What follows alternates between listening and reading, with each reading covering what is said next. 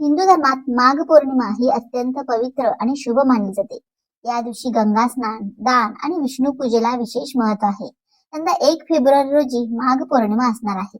या दिवशी देव पृथ्वीवर अवतरतात आणि भक्तांना आशीर्वाद देतात अशी मान्यता आहे. त्यामुळे या दिवशी काही उपाय केल्यास घरात सकारात्मक ऊर्जा आणि सुख समृद्धी टिकून राहते.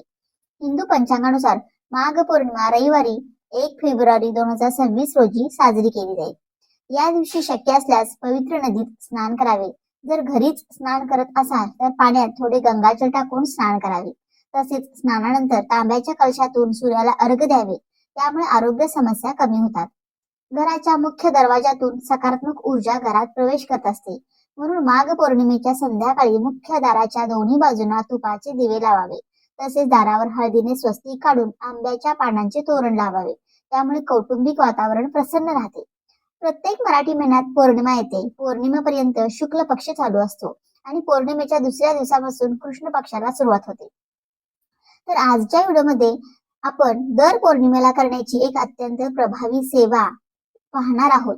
त्याचा तुम्हाला खरोखर चांगला अनुभव आल्याशिवाय राहणार नाही. खूप जणांना याचे खूप चांगले अनुभव आलेले आहेत. घरच्या घरी सेवा करा. मोठ्यातले मोठे कार्य, मोठ्यातले मोठं काम तुमचं सिद्ध होईल, पूर्ण होईल. खूप चांगले अनुभव येतील. तुम्हाला कोणत्याही महिन्यातील कोणत्याही पौर्णिमेपासून या सेवेला सुरुवात करायची आहे. आता उद्याच माघ पौर्णिमा आहे आणि उद्याच्या दिवशी शुभ संयोग म्हणजे पुष नक्षत्र आलेला आहे आणि उद्या वार आहे रविवार. त्यामुळे रवि पुष हा शुभ संयोग तयार झालेला आहे. या शुभ मुहूर्तावरती तुम्ही कुलदेवीची सेवा सुरू करू शकता. या पूर्ण व्हिडिओमध्ये 2 सेवा सांगितलेल्या आहेत.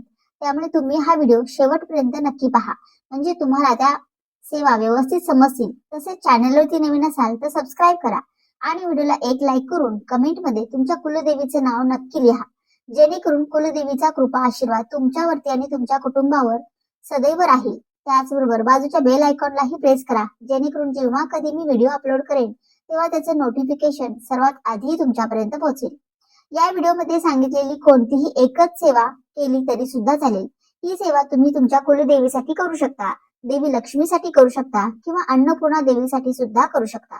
म्हणजेच काय, आपल्याला देवघरात आपल्या जी स्त्री देवता असते तर त्या प्रत्येक स्त्री देवतेसाठी तुम्ही पौर्णिमेच्या दिवशी ही सेवा नक्की करू शकता.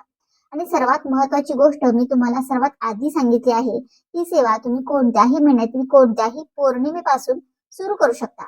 आणि सेवा एकदा सुरू केली की त्यानंतर येणाऱ्या दर पौर्णिमेला तुम्ही ही सेवा कायमस्वरूपी तुमच्या घरामध्ये करता येईल. आणि ज्यांना कायमस्वरूपी करायची आहे त्यांनी करू शकता. नसेल तर त्यांनी एक अनुभव घ्यायचा म्हणून साधारणतः 6 महिने सेवा करून पाहिली तरीही चालेल. त्याचा तुम्हाला काय चांगले अनुभव येतात हे सुद्धा पहा. आणि त्यानंतर तुमची इच्छा असेल तर तुम्ही पूर्ण वर्षभर ही सेवा कायमस्वरूपी चालू ठेवू शकता.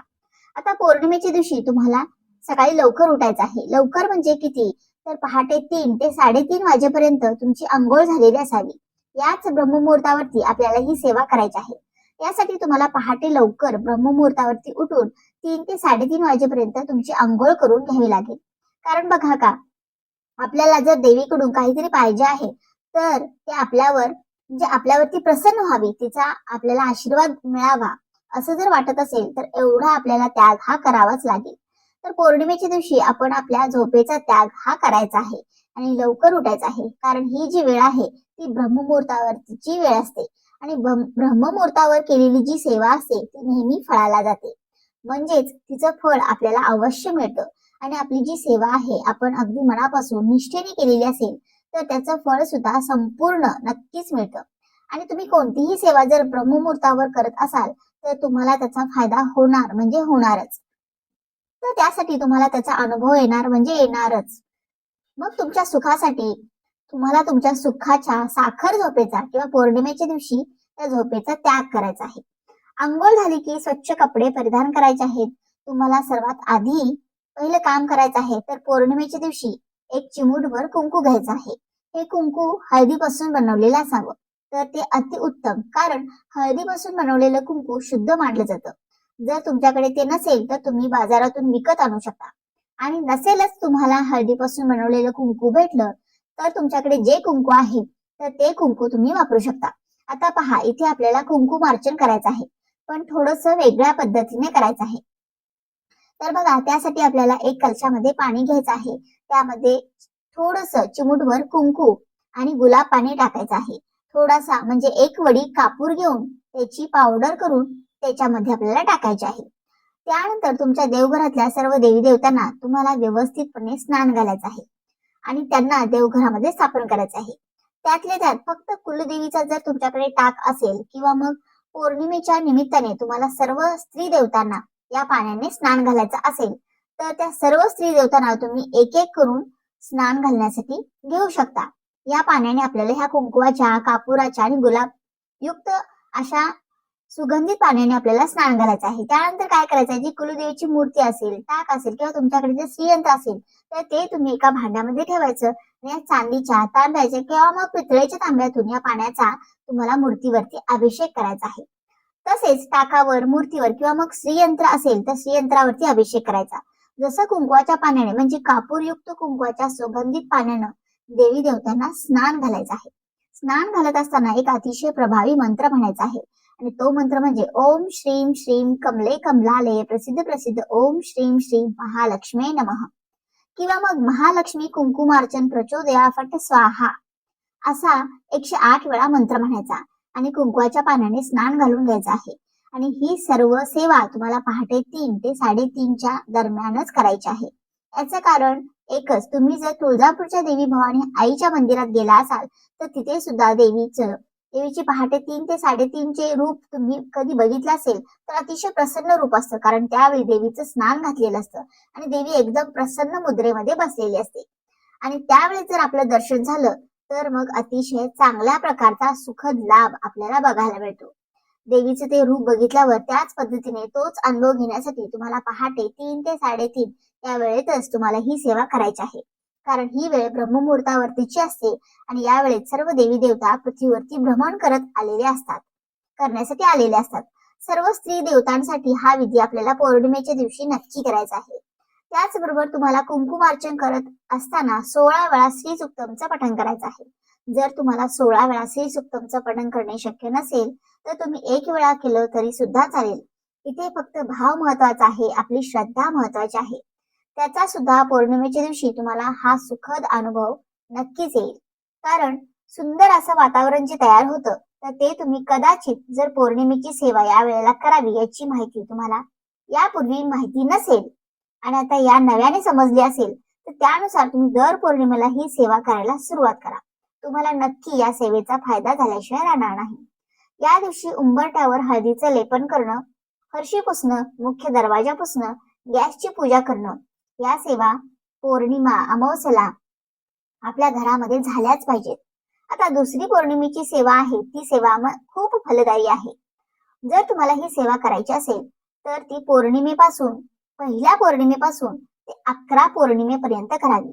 बघा, घरातील एका व्यक्तीने जरी महिन्यातल्या फक्त 1 दिवस आणि त्या 1 दिवसाचा फक्त तुमचा कमीत कमी अर्धा तास किंवा तुमची 15 मिनिटं पहाटे या सेवेसाठी दिली तर ज्यामुळे तुमच्या घरातील सर्वांना याचा फायदा होईल. त्याचबरोबर या ज्या गोष्टीसाठी तुम्ही सेवा करताय, हा उपाय करताय, ते काम तर होईलच, पण त्याच्या व्यतिरिक्त तुम्ही जी म्हणजे अपेक्षाही केली नव्हती असे बदल तुमच्या आयुष्यामध्ये होताना तुम्हाला बघायला मिळतील. जसजसे महिने जातील तसं तुम्हाला विश्वास बसणार नाही की एवढं तुमच्या घरामध्ये बदल होताना तुम्हाला दिसून येतील.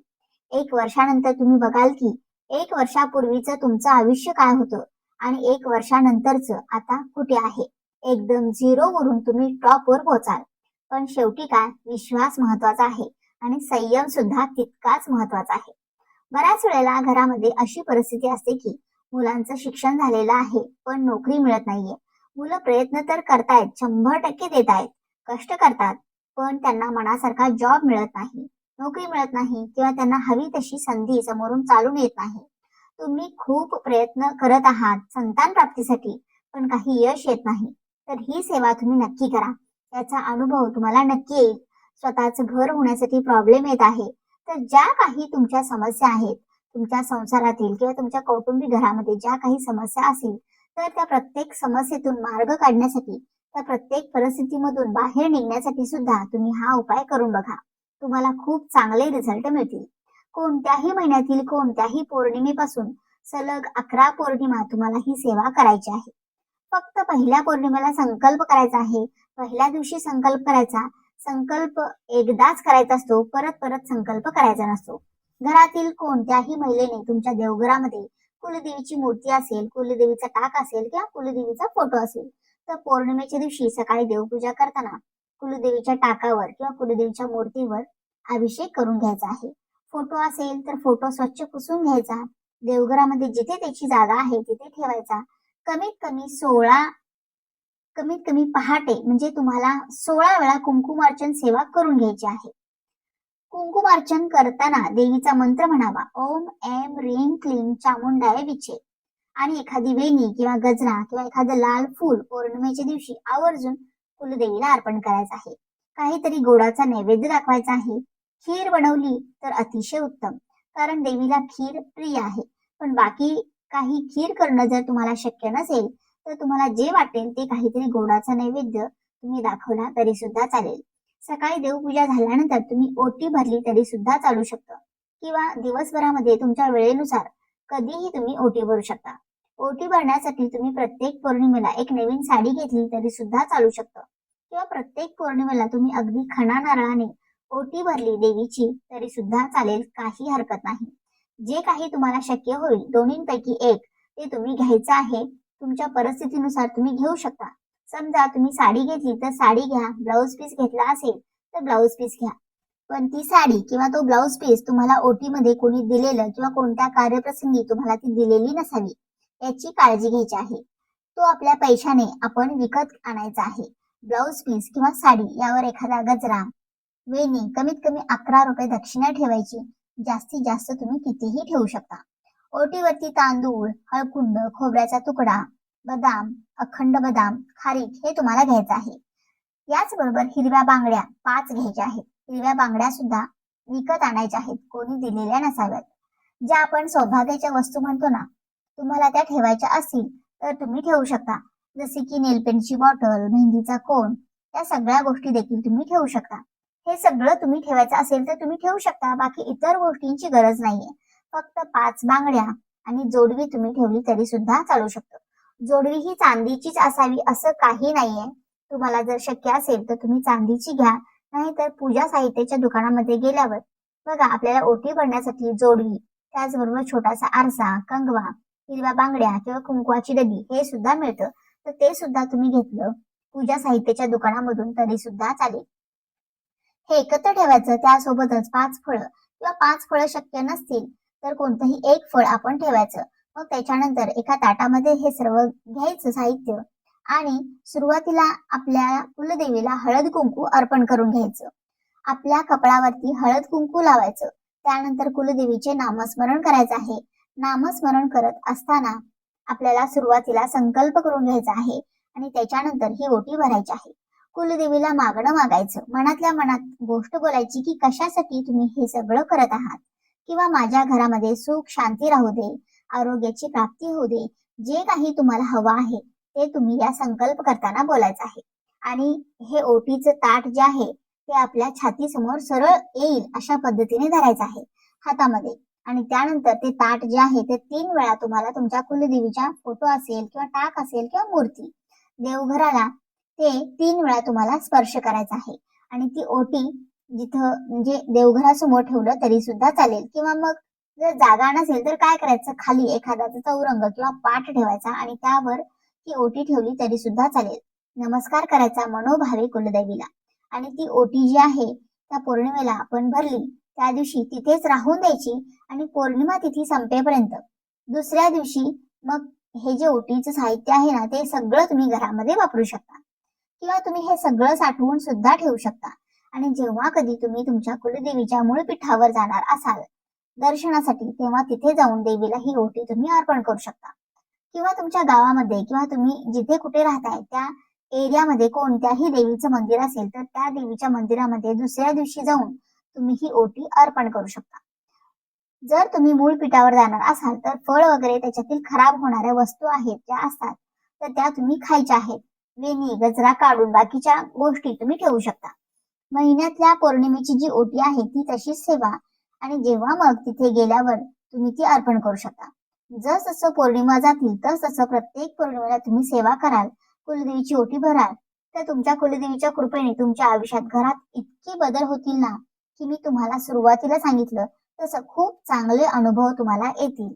आणि हे खूप काही अवघड नाहीये, साधी सोपी सेवा आहे. तर बघा, आपण कोणाच्या घरी गेलो किंवा आपल्या घरी कोणी आलं, आपण अगदी सहजपणे त्या महिलेची ओटी भरतो खणा नारळानं. आपण इथं आपल्या कुलस्वामिनीला महिन्यातून एकदा तिची ओटी भरायची आहे. बघा, ती फक्त तुम्हाला एवढं देईल ना, की तुमची कुलदेवी, तुमची कुलस्वामिनी तुमची ओंजळ कमी पडेल घेण्यासाठी एवढं भरभरून ती तुम्हाला देईल. ही सेवा तुम्ही सुरू करून पहा आणि ही सेवा सुरू केल्यानंतर तुम्हाला काय अनुभव येईल हे मला नक्की कमेंट करून सांगा. तर ही महत्त्वपूर्ण माहिती तुम्हाला कशी वाटली? व्हिडिओ आवडला असेल, व्हिडिओतील माहिती उपयुक्त वाटली असेल तर व्हिडिओला एक लाईक नक्की करा.